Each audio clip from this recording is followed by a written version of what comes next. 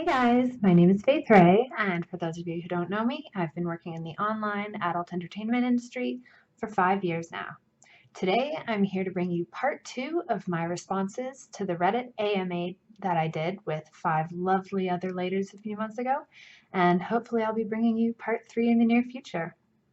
If you prefer to read rather than watch, you can find the link to the original Reddit AMA in the video description below, and you can also find my responses to the AMA questions posted in the blog section of my website at www.alittlekinkonline.com. Let's get started with part 2, question 12. My question is about Kik or Skype sessions that you do. What percentage of your customers turn on their cam or send video to you, as opposed to those who just watch you more passively? Do you have a preference? I offer both Kik and cam, and rough estimate, I'd say maybe a quarter of the people that I chat with on Kik will send me photos and videos during the session, and approximately half of the people that I cam with will have their camera on while we're together.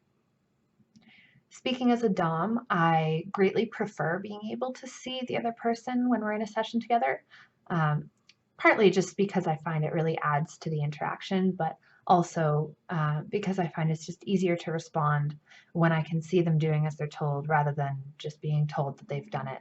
I'll admit I also find it a little more difficult to believe that they're actually completing their tasks as instructed if I can't see it for myself. Question 13. Any surprising or unexpected things you've learned about yourself while creating content? Being a bitchy dom is therapeutic, and when I'm having a bad day, I tend to take it out on my subs. Funny enough, though, I have zero interest in doing that in my day-to-day life, and outside of camming, I actually tend to prefer real men, so to speak. 14. Related. Anything you weren't sure about at first but turned out enjoying? I've taken a shining to stereotypical character role plays like Naughty Nurse, Girl Next Door, and stuff like that. I always kind of thought they were cheesy, but if you get the right partner, they can be a lot of fun. I have definitely had some duds with those as well, but I think it's safe to say that no performer will ever click with every single client they have. 15. Have you ever made anything that you personally think is your Mona Lisa, or does the personalized nature of much of the content prevent that? I guess in other words, any content that really sticks out as being something you really nailed? I have a handful of videos that I'm really quite proud of, but I'd have to say my number one is probably Sweet Dom Extreme Tasks. It was just so filthy and awesome. I was really thrilled with how it came out. I also recently did a role play on cam where I captured and drugged a rapist, and then I proceeded to tie him up and castrate him. I got really into the role and it was super adrenalizing. Question 16. Favorite toy in your arsenal? That's an easy one. It's definitely my strap-on. I love making men whimper for me. Question 17. How would you answer to the negative things people say about sex industry workers? Example, they don't respect themselves, they don't have morals, etc. I just wouldn't. More often than not, you can't change people's minds, and I have better things to do with my time than argue with a brick wall. I know I respect myself.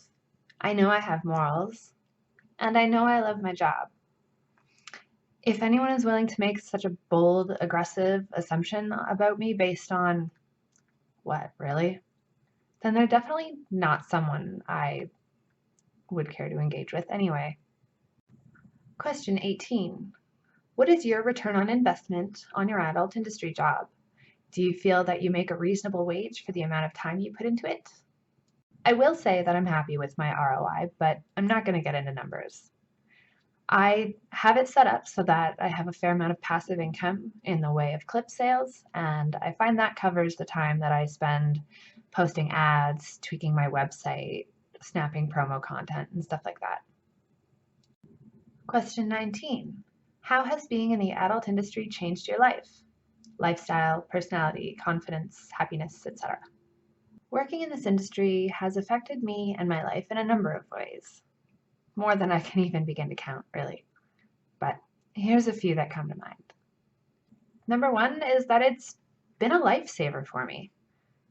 I don't necessarily flaunt this, but I've never been secretive about the fact that I suffer from chronic depression.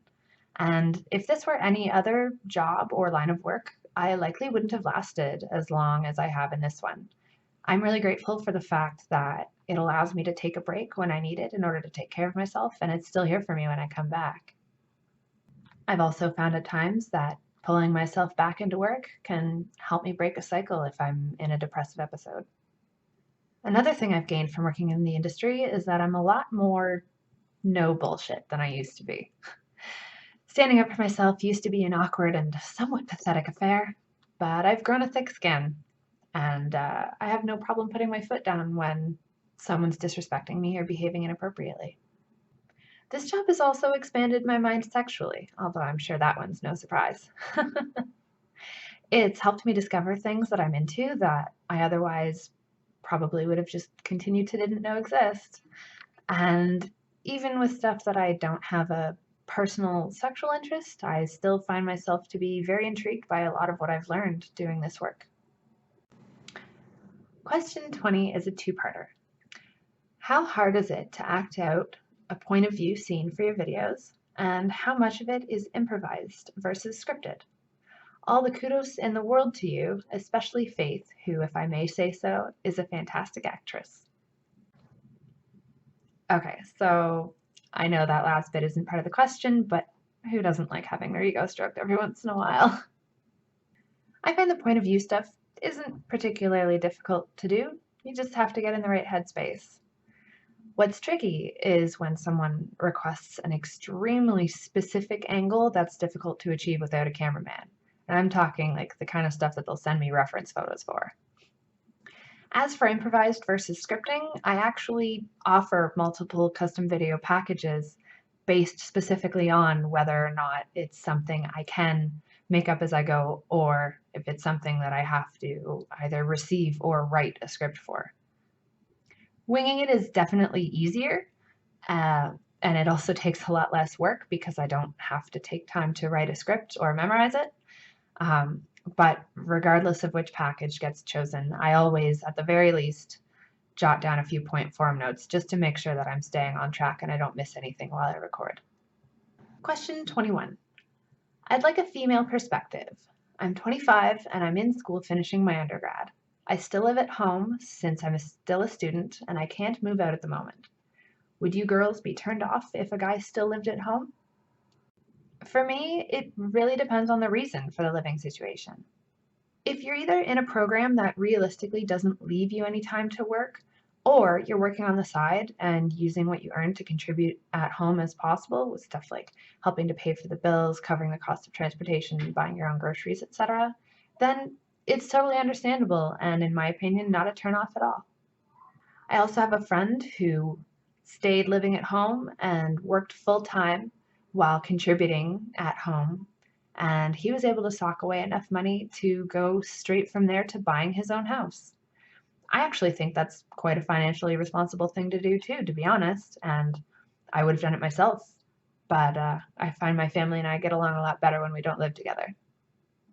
Now, if you were a part-time student with no job, whose mom still did their laundry, and you took no responsibility for yourself, then yeah, that would be a turnoff. Question 22, and last question for the day. Cats or dogs? I'm a cat lady all the way. I have 2 cats and I love the shit out of them, but I'm not anti-dog, and I might actually get my own dog in the next few years. Thanks for watching part 2 of my responses to the Reddit AMA.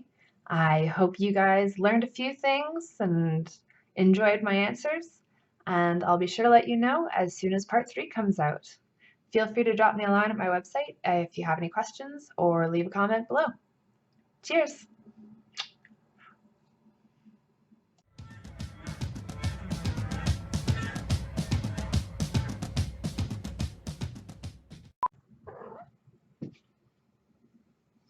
Generally find I